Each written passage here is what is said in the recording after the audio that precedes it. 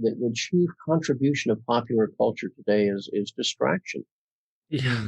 What is it we're being distracted from, right? From our own inner life, from our own, still small voice in the wilderness, as it were. And Jung wrote once, and this is a sentence that haunts me every day in a constructive way, and I pass it on to you. He said, "We all need to know what supports us when nothing supports us." Oh, wow. You see, and life is sooner or later going to smack you in the face. Life is going to break your heart at some point. Life is going to hurt you and disappoint you. Life's going to let you down. Now, what carries you through those difficult times? The last book I wrote was called Living Between Worlds. It was both cultural change and deep personal change. And underneath all of that was the question, what supports you when the old structures don't support you?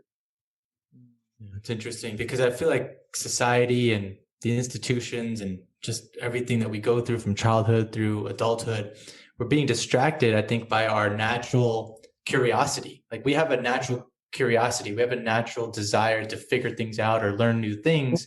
But over the course of life, that kind of just gets chipped away. So I think that's what we're distracted by. And then ultimately you get to a point where like, I'm not feeling fulfilled. I might even be feeling super bored at this point.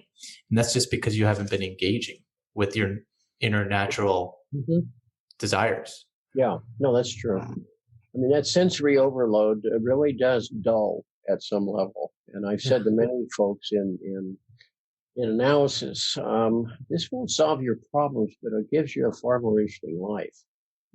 Anybody who's out there solving your problems is basically going to have superficial solutions to superficial problems. Life is not simple. It's complex, and something that worked today won't tomorrow. So just count on that. But your life's going to be more interesting because you realize every day there's something up for grabs. I put it in a book called The Middle Passage many years ago.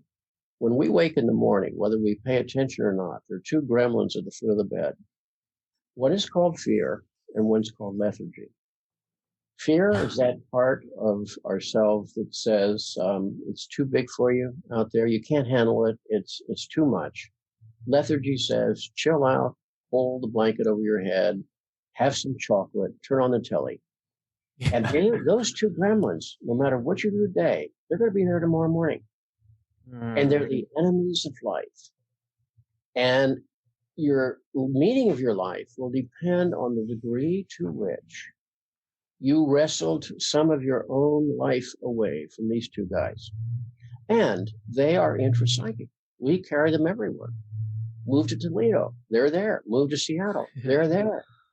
Fear and lethargy, those are the enemies of the life force. And we have them, all of us. The question is, if I'm not conscious of that struggle, then how in the world am I going to step into this journey that I call my life? In another book, I talked about my motto, and it's only 6 words. You're welcome to use them if you want. The words are, I say to myself every morning, silently usually, but I say them: shut up, suit up, show up. Shut up tells me, oh, stop whining. You're tired, you hurt, so what? You don't have real problems. There are people who have no food. There are people who have no roof over their head. There are people whose children are being murdered. You don't have any problems, so shut up. Get up and get out of bed. Secondly, suit up. Prepare yourself. Do your homework. Pay for it. If you want something, go pay for it. And thirdly, show up. Just do the best, not show off. Show up means do the best you can in the face of the obstacles, external and internal, that life has put in your way. And if you do that, your life is rich and fulfilling. If you do that, your life matters to you. If you do that, your life is your life and not borrowed from somebody else.